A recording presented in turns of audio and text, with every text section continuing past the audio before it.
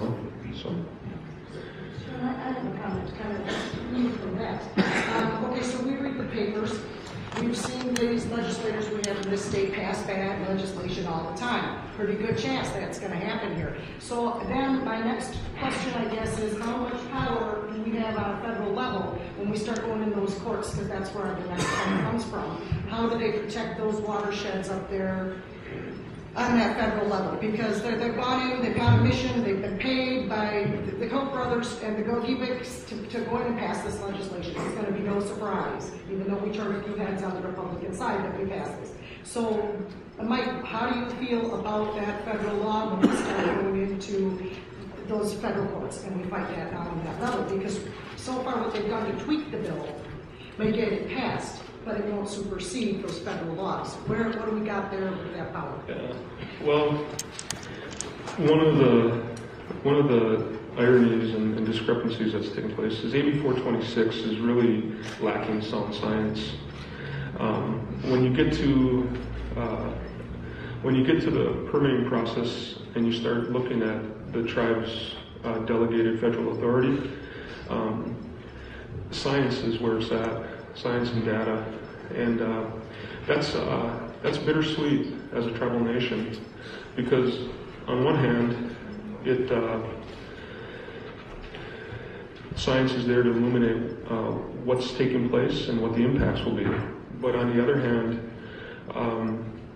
it takes a tremendous amount of tribal dollars to build that scientific data that we will use to defend ourselves. And I can tell you, as a tribal governmental official, who, we're trying to be responsible government, and when we're budgeting and there ain't enough money for youth programs and there isn't enough money for the food shelf and those types of things, and I'm looking at the amount of money we have to allocate towards essentially building a body of scientific data to defend ourselves against something that's so illogical and ill-advised, on the doorstep of our nation, that there's a tragedy there that's taking place, and that is just one way of starting to tell that story of environmental justice issues. Environmental justice, another way to say environmental justice is environmental racism.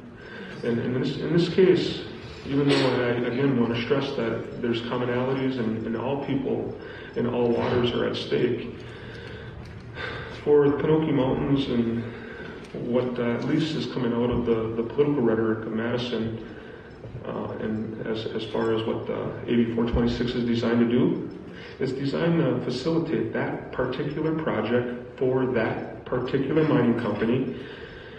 And what comes with this particular project is that a small brown people and their nation stand to disproportionately eat, breathe, and drink the poisonous impacts of this project.